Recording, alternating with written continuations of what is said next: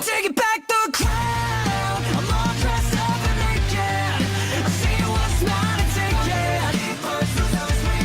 Oh yeah, the crown. So close I can taste it. I see what's mine and take it. Oh yeah. Yo, what's going on, guys? It's me, the Ninja Reviewer here. Welcome to another exciting review of Dragon Ball Super. No, I'm kidding. Dragon Ball Super episode 85 review. Now, this episode of Dragon Ball Super. So, in this episode, it looks like that Goku is still trying to find more people for the upcoming tournament that's going on right now. It's the upcoming tournament of the Universe Survival Arc. And what happens is that Goku tells Gohan to go find Piccolo, because he figures that Piccolo. Well, we kind of already figured that Piccolo was going to join, because again, it's obvious they've already shown on who the members are going to be. So it's really no big spoiler. So after they probably convince Piccolo to join around board, they pretty much are probably, well, 17 we all know in next week's episode from the preview, which I am fucking stoked. Now, I thought it was going to be this week that we were going to get 17, but I'm like, oh, god fucking damn it. I was really expecting 17 for this week's episode, but other than that, though, I really did enjoy this episode a lot, because the important content that we actually got when it comes to two very important things. But before I get to that, so Gohan pretty much finds Piccolo in like the actual mountain regional area where he's meditating, and Piccolo's like, I already know about what's going on with the tournament because I overheard you guys talk about it. So it's like, look, that weak, that fragile body, I'm going to train it. When I heard those words, I'm like, yeah, let's go. I'm like, yes, thank you, Piccolo. My dude is going to train Gohan. Now, especially from what I saw in the opening, where we saw him meditating, and it kind of looked like he unlocked like his mystic or his ultimate form, sort of. So I am really excited to see where it's gonna go from there. I am super fucking excited. I am stoked as fuck, man.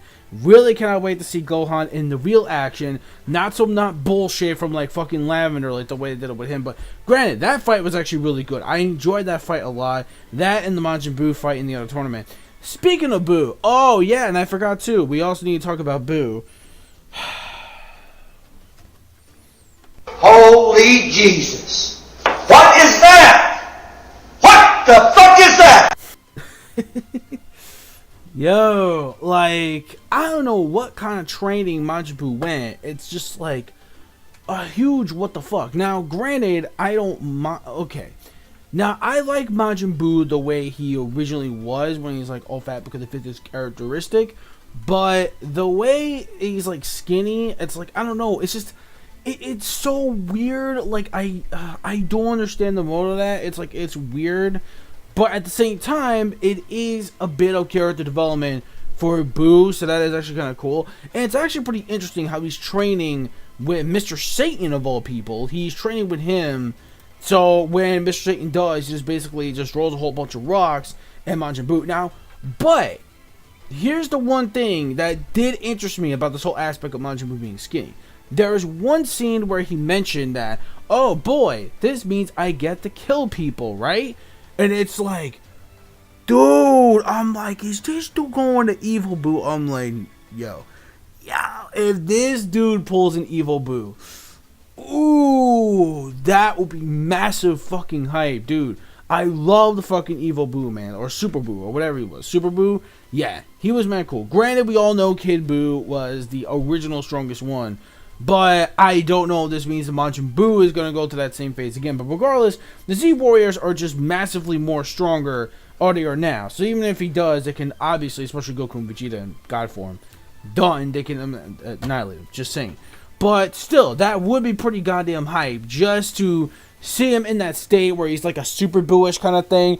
And yo, And if he could do that one attack where like Evil Boo just like fucking does this with his hand and he just like sends a whole bunch of energy beams, if he pulls that shit off, oh my god, that will be the hypest thing in the world, man.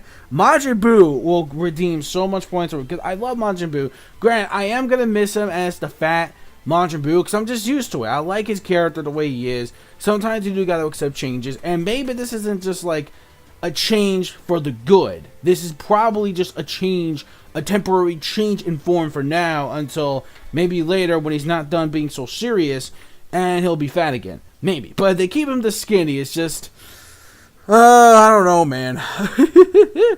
I just don't know if I can get used to it. I don't know, man. I'm so used to Boo being Boo, but we just gotta see how that goes. But in the meantime, that was pretty cool. Then we get to the really two important things about this episode.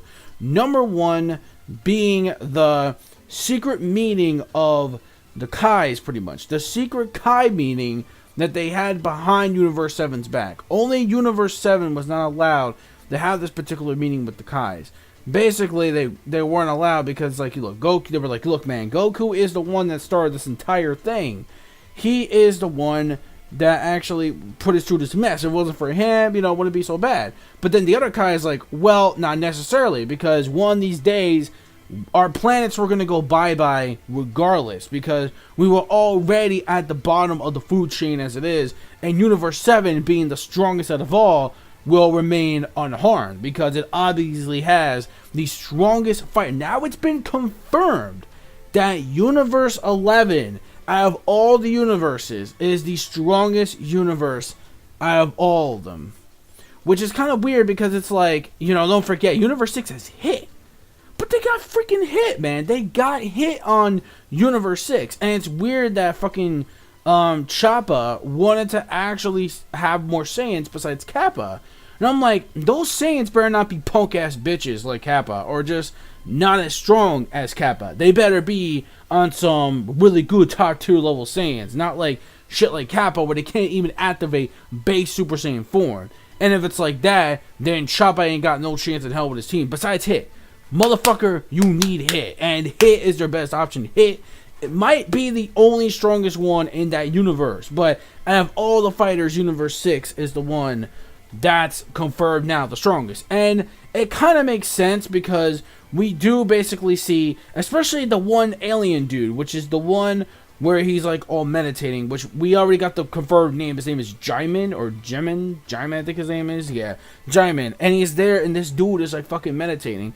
And what I liked about the whole Universe 11 thing is that we actually got to see world building on what their universe actually looks like.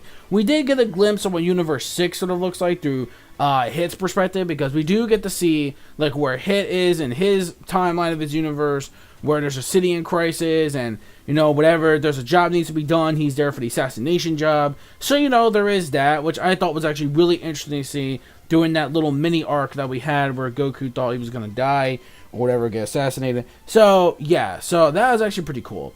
Then of course we had like this creature thing come out of nowhere, which is basically a threat.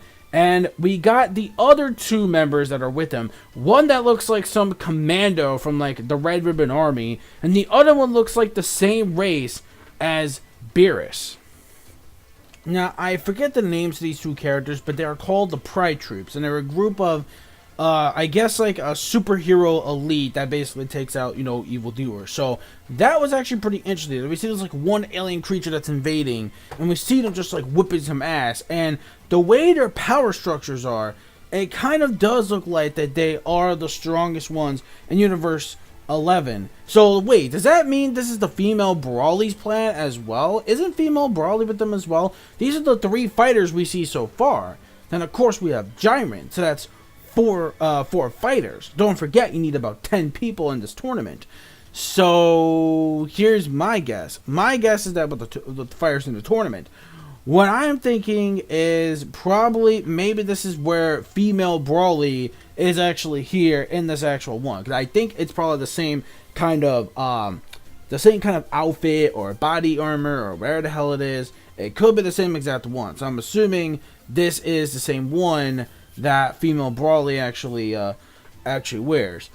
So this could be her universe too, possibly so. So that's basically it from what we actually got. Oh, I forgot to mention too, the battle between Goku versus Majin Buu I thought was actually very well done. And it does get to show you that Majin Buu still is a powerhouse, like no matter if he's like good or evil. But hopefully we will see if he will contain his killer instincts.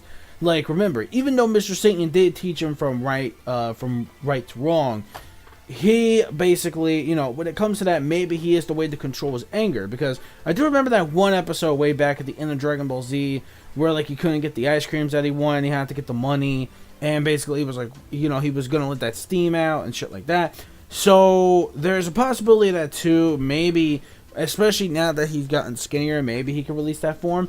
But again, we just gotta see. So overall, that's my overall thoughts on this actual episode. So my review score overall, when it comes to everything, I'm gonna give this one a 4.5. Oh wait. Oh, I forgot one more thing. Wait a minute. Wait a minute. I forgot one more fucking thing. The last thing is that that since Goku can't really sense 17's energy in the planet, he has to basically go to Dende, and Dende says, yeah, I actually found a way so I can actually find them. Like, I can help you find the location of this android because, you know, I guess he's got more better sense of finding things, I guess, from what I remember. I don't remember specifically. So he asked Dende, like, exactly where Android 17's location is, and he's able to... hold on.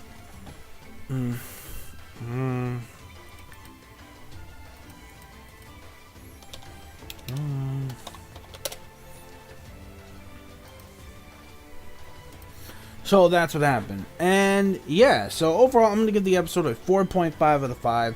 I thought it was great, especially the way it's shown exactly how the Pride Troopers actually fight. They kind of remind me a lot of Power Rangers, like the way they go Power Rangers, like a Sentai sort of, like, or in this case Sentai, like kind of like the way they do the pose and stuff, the way they're dressed up and etc. So it also reminds me of the One Piece episode we just had too with Guruma 66. So it's like both of them for some odd reason had this like weird Sentai sort of feel, which is kind of odd, but that's just the way I got from it. So overall, that's pretty much it. It was really awesome. We got a lot of great content. And why do the Kais do not still officially trust Universe 7? It's still basically their own enemy. Granted, most of the gods looks like they are playing something too. There is, I think the Egyptian one, I forget her name. I believe they are the ones that are basically somewhat in favor of Goku, but not really Topa and them. Not really, because he thinks he's all evil and all that other bullshit.